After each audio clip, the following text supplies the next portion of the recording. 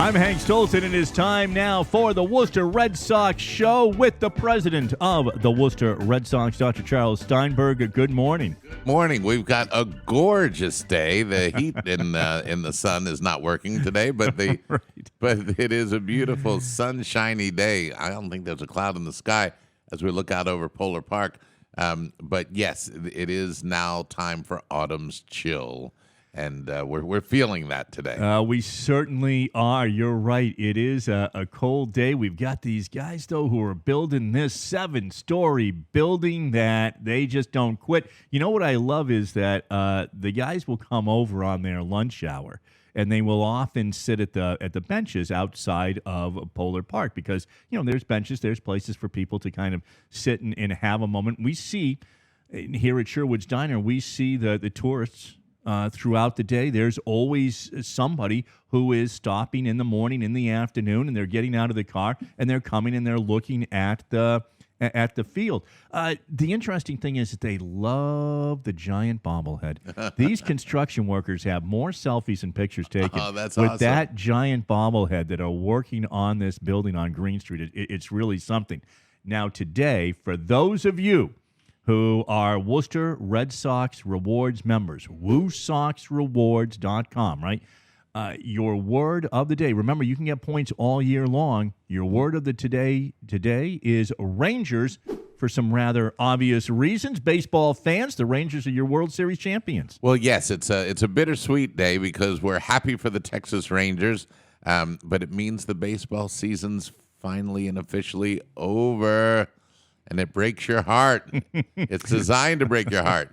That's a bit of a tease. I feel like something is coming up. 31 degrees though. For the music of baseball. But no, we are happy as could be for Bruce Bochy. Again, all of us who went from the Baltimore Orioles to the San Diego Padres to the Boston Red Sox enjoyed 7 wonderful years with Bruce Bochy as the manager, the only manager that we had in our 7 years with San Diego. And he's a great guy, a wonderful guy, kind of a slow-talking Floridian. You might think he's a Texan, but with the slight southern drawl, but he's a Floridian. And he just kept such an even keel in dealing with us.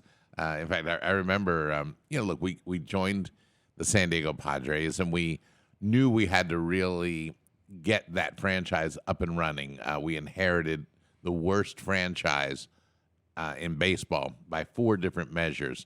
The year before we joined the Padres had the worst won-loss percentage in baseball, lowest attendance, lowest season ticket sales, and one more lowest. There's It was not good at the time. And Larry Lucchino had said to me in persuading me, like he thought he had to join him in San Diego. It's a gorgeous city.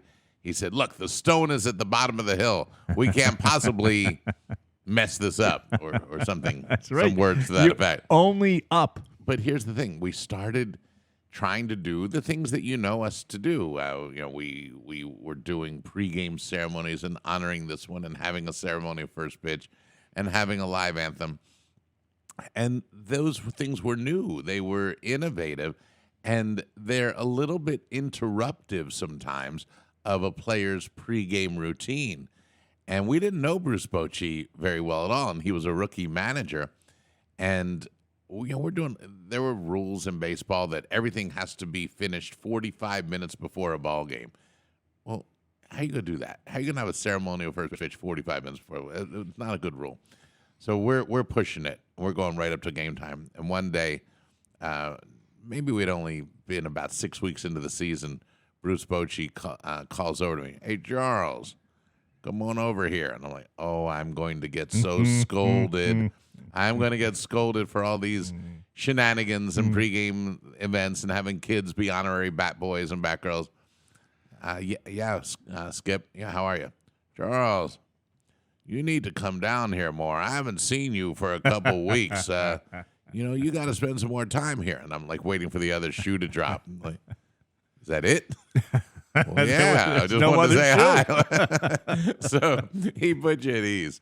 And he was just always possessing of a good sense of humor. and he knew his players, he knew his people, as great managers do, and players wanted to play for him.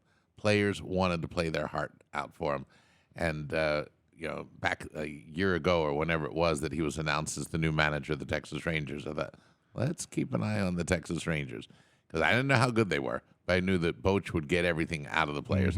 So to watch him win a World Series. Now think about this.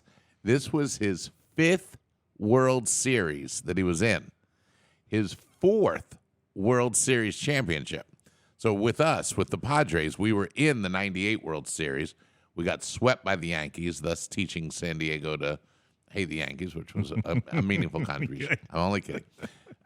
But then he wins the World Series with the Giants in 10, 12, and 14, and now wins the World Series with the Texas Rangers. So those may be Hall of Fame credentials to manage 5 pennant winners and 4 world champions. So we couldn't be happier for Boch. And Ben, what was your take on the Red Sox connection to the World Series? Well, as we saw, Nathan Eovaldi, one of the guys who obviously was one of the heroes of the World Series for the Rangers, was a guy who was a hero for the Red Sox in a previous World Series run. So, all things, as one texter said this morning, if only we could get guys like Nathan Eovaldi. That's so it's bittersweet when that happens, because it's a guy that you root for because he was so integral to your team at one point, but it's also bitter because he's winning a World Series with another team. Well, it's true, but champions are so often champions, and that's been one of the lessons of life. These things don't just happen.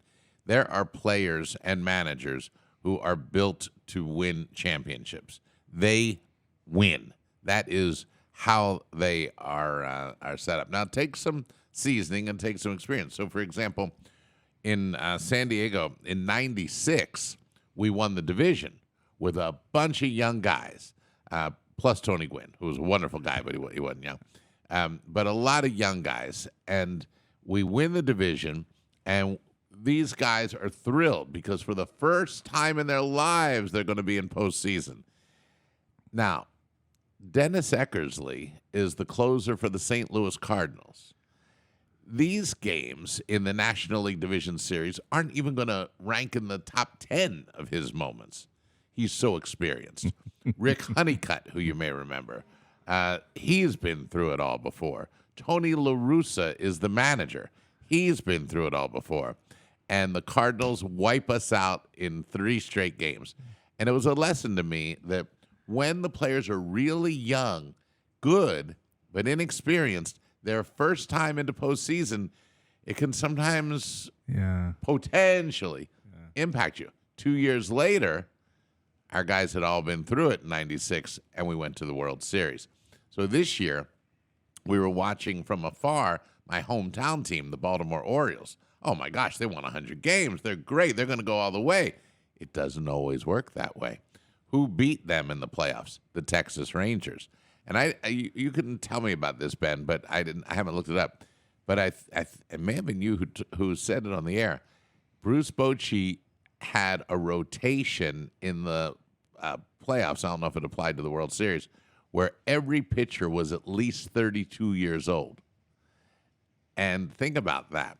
You use seasoned, accomplished championship veterans in postseason. They've been through it before. Look, nobody's been through what Eovaldi went through, pitching the game that never ended. Yes. I'm sitting there in Los Angeles, and like, what did he do? He pitched like 10 innings of the 17-inning game. So there is a lot to be said for experience when you're in the postseason. And I think that I know Boch knew that and had learned that along the way. Well, it's interesting you say that, because I don't know about that factoid, which is cool. Mm-hmm. I don't know about that factoid, but that's really cool. What I think is awesome is that you had, as someone who roots for the underdog, you had the Rangers and the Diamondbacks, a 5th seed and a 6th seed, meeting in the World Series, which is for fans who like that kind of underdog story. I mean, this was tailor-made for you guys. Well, but that's it. Watch next time you see the postseason matchups. Who are the young Friskies? Maybe they go all the way, but if you've got the other team is full of veteran guys who have won before. Let's tie it into this, and then we probably have to go to a break. But in 2013, our Red Sox world champions, what comprised the heart of that team, along with David Ortiz, were the 7 free agents that Ben Cherington had signed. They were not big names, but he went 7 for 7. And the one thing that all 7 of those guys had in common was they were proven postseason champions. And they came in from Johnny Gomes to Shane Victorino, the whole gang, and they were ready for postseason. It wasn't, oh my gosh, we got in. They expected that. So look for that in postseason play.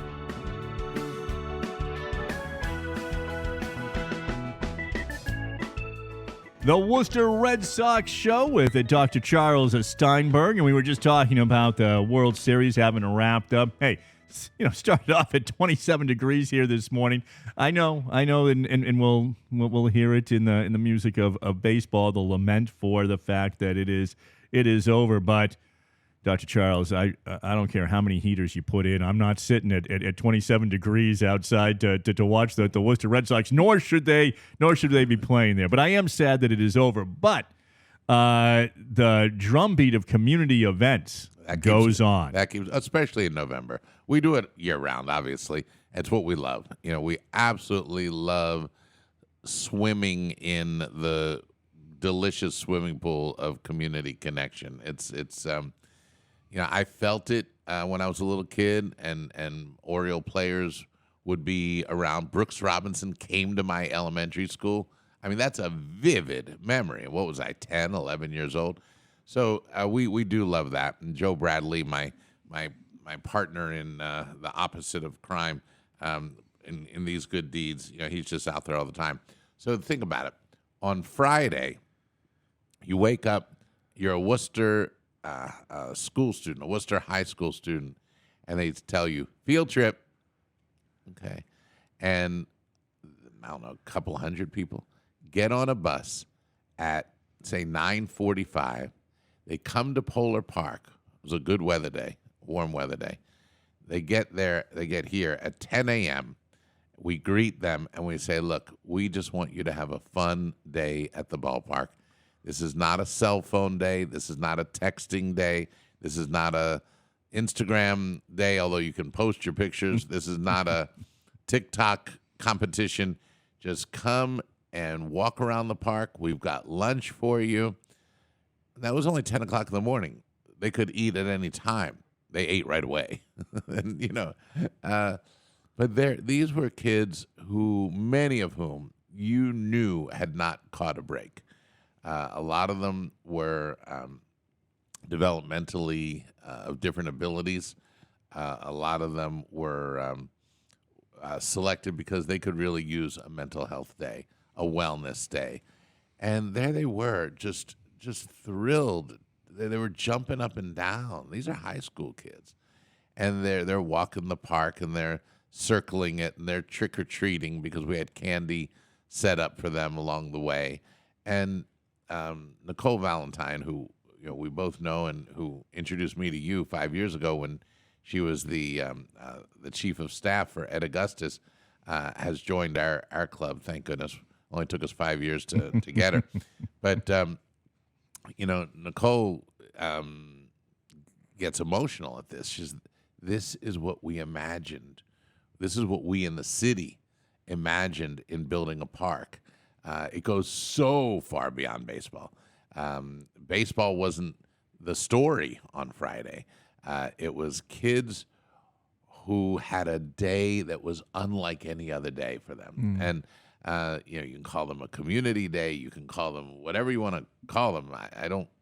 That's not my concern. My concern is that you had a couple hundred Worcester Public School students, many of them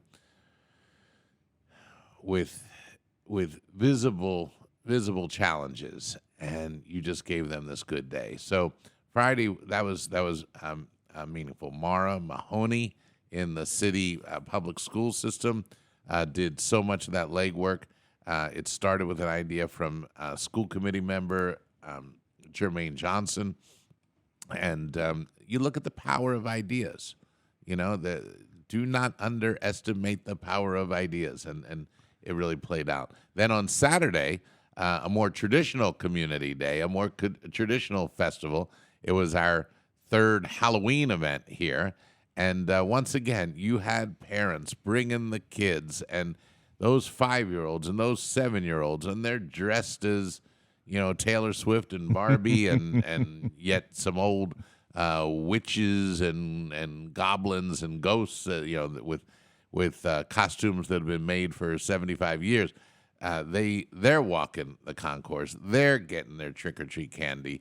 I'm serenading, in air quotes, them with my guitar playing. But that's nice. Yeah. But then what you do is you hand them the guitar, and then they strum. And a lot of kids are strumming a guitar for the first time, and they feel the power of making music, and it's something to see, and something I feel when I see them do it. So our Halloween event, we partnered with Canine Companions again. They do an amazing job training dogs that are just devoted, intelligent, well-trained companions for those who need a dog that is, and again, I don't know if the proper term is service dog, but a dog that helps those who need that.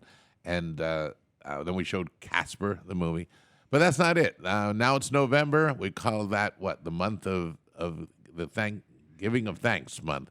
And our WooSox Foundation's in high stride. So Joe Bradley's got the annual Veterans Dinner coming up. This is a huge event and one that has really been growing. And when we say dinner, we mean dinner. You guys spare no expense to make sure that they have a night to remember. It's a steak dinner. It's the Veterans Steak Dinner, Thursday, November 9th. By the way, if any veterans are listening to the show, they can still sign up for the dinner. It's our expense. It's free to you at WooSox.com, WooSox.com. Or you can email info@woosox.com. But Joe Bradley says, better do it because we're just about full. But this is something that we started in Pawtucket.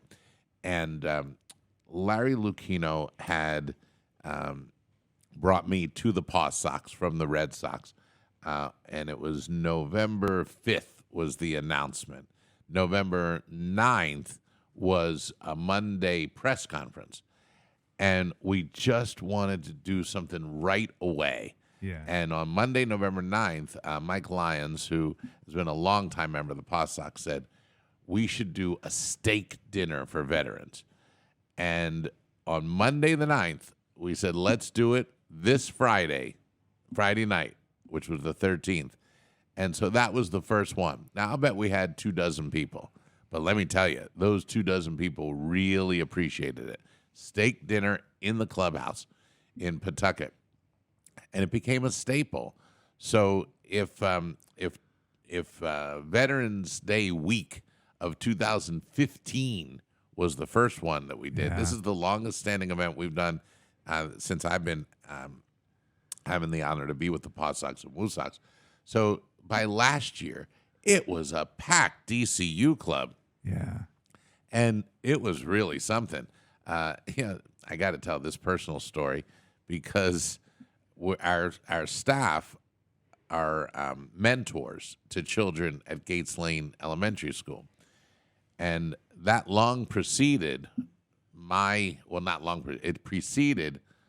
meeting of a teacher there who's now my wife.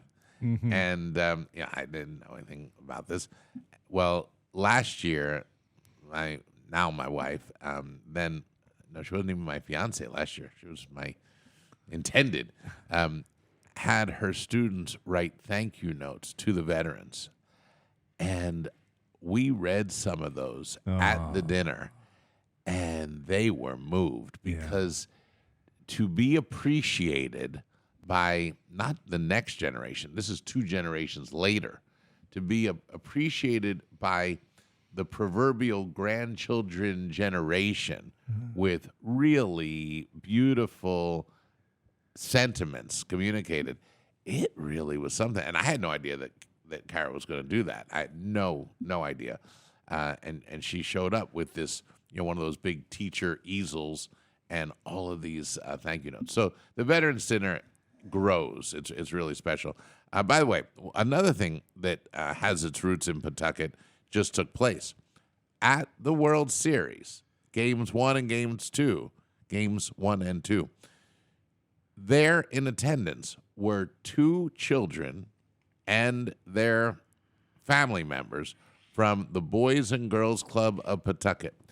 We sent them to the World Series, bought their World Series tickets, paid for their plane, their hotel, and that sustains a tradition that started in Pawtucket in 1950. Every cool. single year, Yeah. Pawtucket kids have gone, and that started with American League umpire Hank Soar. He was from Pawtucket. He did it. Then the city of Pawtucket did it. Then Mike Tamburo took it over. Now with Mike Tamburo, we've taken it over.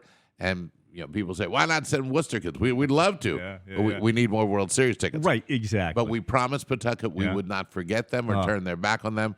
And these 2 kids just saw George Bush throw a first pitch. They saw the walk-off homer. So Leah and Aiden, Leah Torres, age 12, and Aiden Carroll, age 9.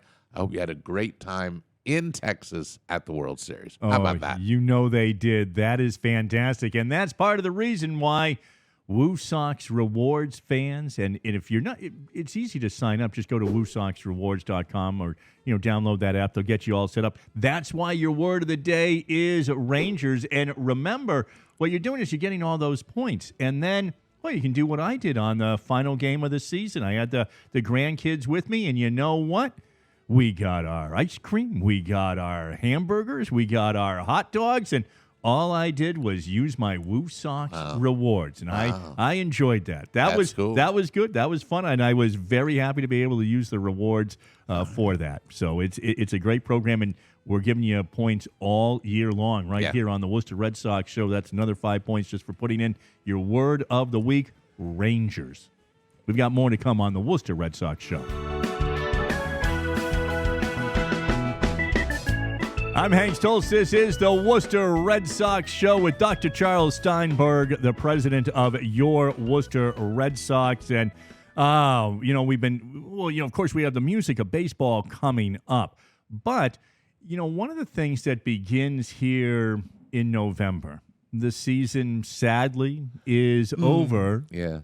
But one of the things that does begin is now you get to work on the next WooSox season song. And this is a tradition that, I guess it goes back for us all the way to 2021. Oh, boy. No, I guess not that long ago, but 2021. Have you always written the theme songs? What do other clubs do that don't have a Dr. Charles? Well, when we were at the Baltimore Orioles, we would have an ad agency, and they would say, for the modest price of $300,000, you can go get your own theme song. So honestly, you're not changing it every year with that price, right? But what's true is we opened Camden Yards, and there was a song that the ad agency got. It's actually the musician, the creator.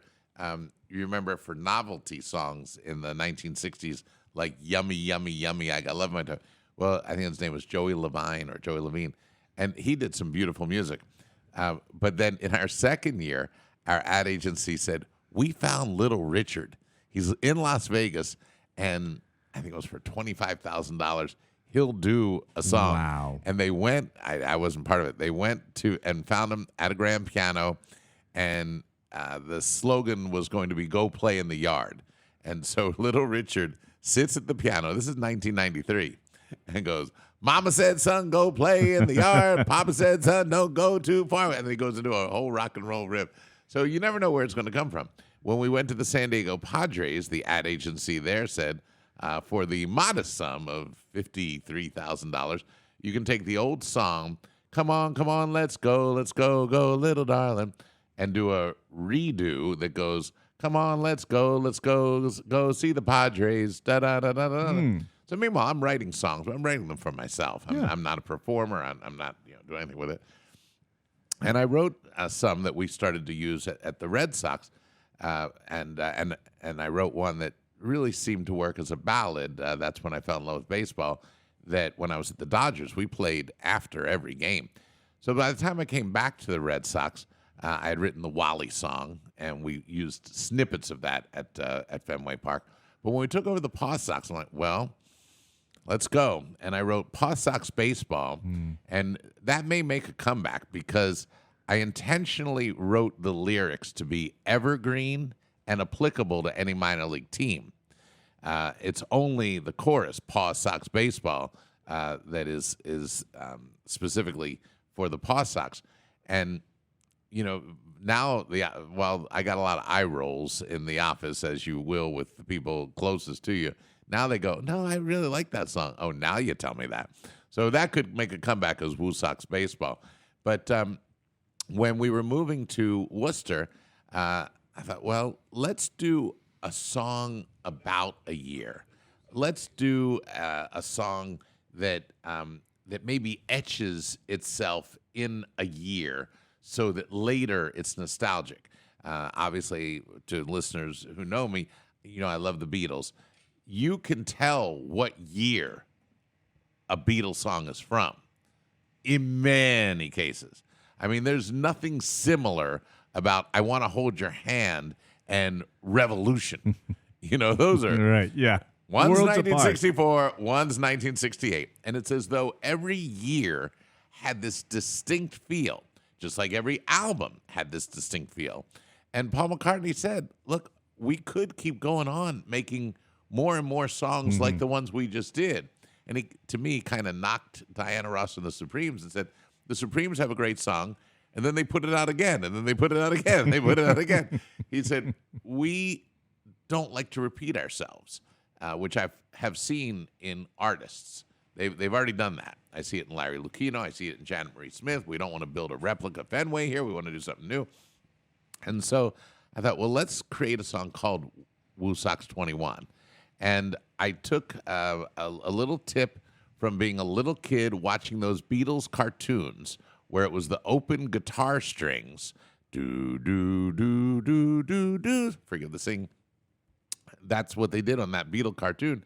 And I thought, any child can play those opening notes. You're not using your left hand at all, unless you're left-handed. So I wrote WooSox 21, and Bob Calsill sang it, and that touched the baby boomers. They knew, so it was kind of pop. And in fact, you have a little bit of WooSox 21. We do. Let's hear a little bit of this. Watch this.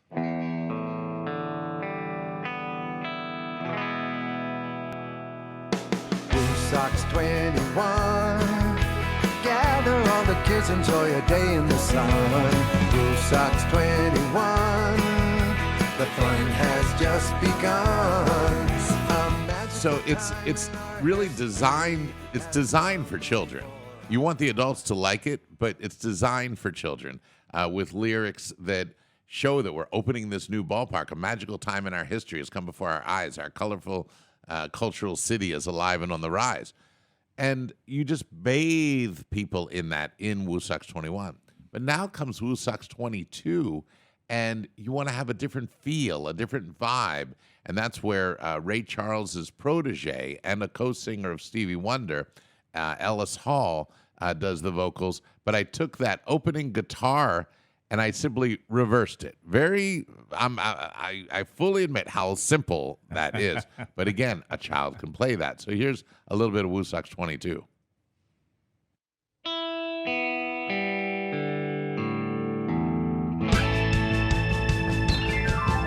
Across the green, amid the blue, the center of the city as a gift for you to gather together. We weather the weather. A day in the park is a dream come true.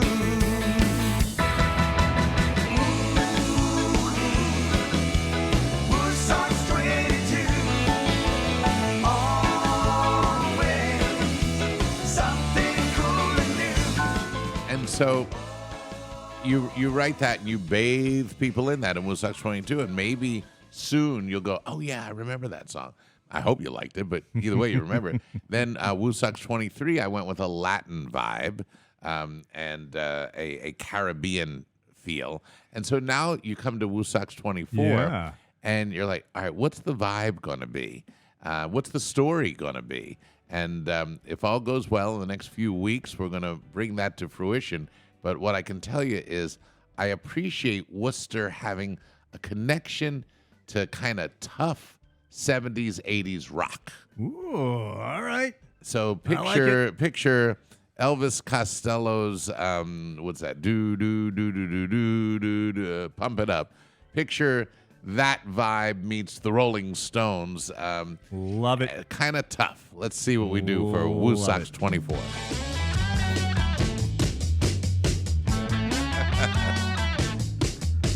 Guess whose birthday it is on the Worcester Red Sox show? Who is our number one Beatles fanatic and number one in your heart? I don't know about Dr. that. Charles Steinberg, happy birthday. Thank you for the warm birthday wishes. And, to get to spend your birthday at Polar Park when your birthday is in November, not everybody gets to do that.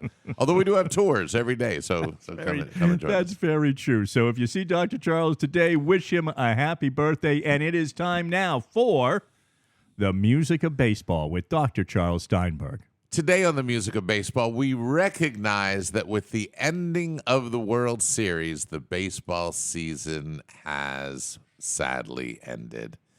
And we go back to the lyrics, the poetry, written by baseball's most poetic commissioner, Bart Giamatti. And he wrote a piece, and I was just inspired to write music to go with it. The lyrics, many of you are familiar with. Joe Castiglione would recite it at the end of every Red Sox season. The game begins in the spring when everything else begins again. It blossoms in the summer, filling all our days. I won't do it all literally, but and then when the chill rains come, it leaves you to face the fall alone. It breaks your heart. It's designed to break your heart. Just when the days are all twilight, just when you need it the most, it stops. It breaks your heart. And it's known that Bart Giamatti was a Red Sox fan. His seasons always, throughout his life, ended on a melancholy note. He never lived to see the Red Sox win. He knew of what he wrote. He did. So when I was living in Los Angeles, I was with the Dodgers when I wrote the music to accompany this piece. And it was actually, that's when I said it to these lyrics. I actually wrote the music right when we named Theo general manager, and back in 2003. And it was a cold, dark November night in Boston. I was living in Cambridge. And on my piano, I wrote this, it just felt like a dark autumn melody. Just felt like the season. So so I applied it to it. But it's not my nature. I'm not the John Lennon in this story. I fancy myself in my dreams to be more the Paul McCartney optimist. And so I then had to write a companion song, which hopefully we'll do next week, that lifts you from the depths to which Bart Giamatti had to take you, because he knew no better.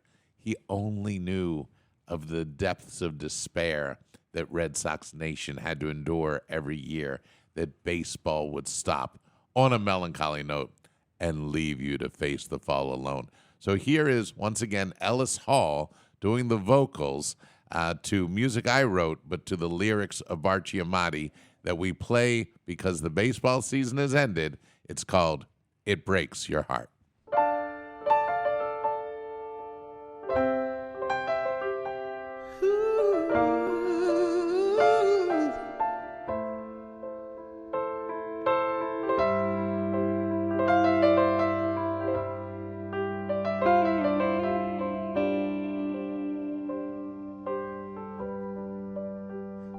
The game begins in the spring when everything else begins again. It blossoms in the summer, filling the afternoons and evenings blue.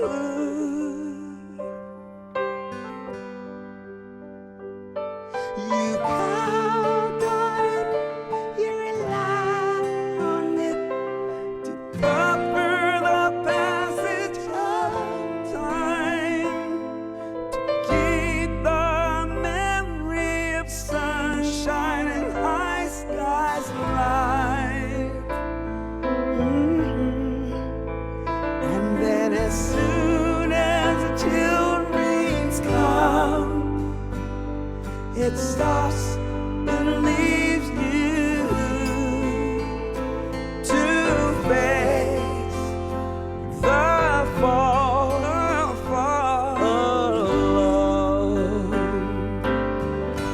It breaks your heart. It's designed to break your heart.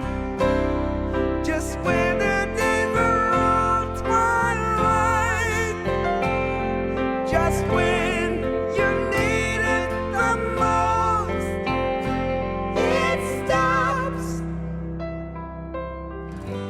It breaks your heart.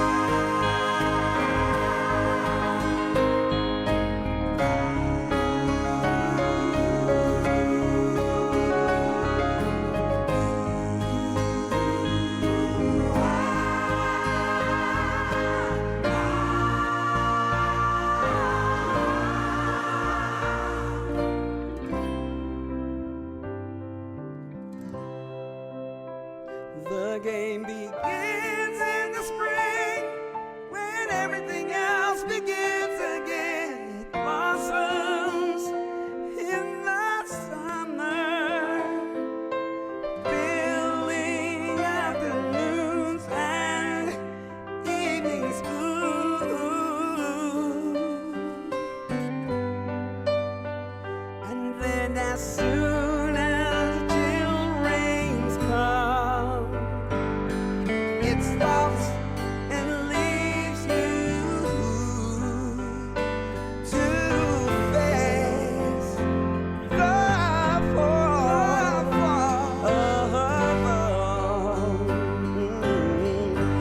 It breaks your heart.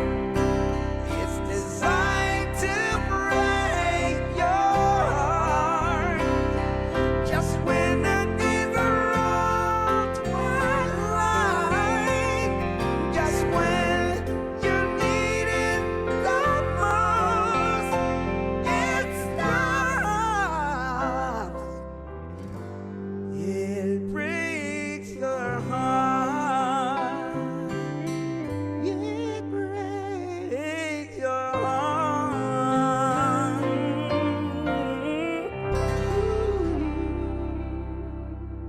The music of baseball with Dr. Charles Steinberg. It breaks your heart. Lyrics, poetry from the late Commissioner Bart Giamatti, whose sons have gone on to great careers in Hollywood. I think you know Paul Giamatti, and I think Marcus Giamatti. I wrote the music to give it an accompaniment with a melancholy lament to go along with his sentiment. But I couldn't leave it there. I couldn't leave you on that low note because I'm not from Boston, and I believe in the optimism of winning a World Series, which we, of course, wound up doing 4 times and counting. So on maybe the next music of baseball, we'll do the rejoinder to that called Springtime from My Heart, where I'm counting the days till springtime. But it's an honor to set lyrics like that to music, and it's a song for the season. The baseball season has ended. and it leaves us to face the fall alone. But we try to do it with sunshine and bright skies still year-round at Polar Park. The game begins.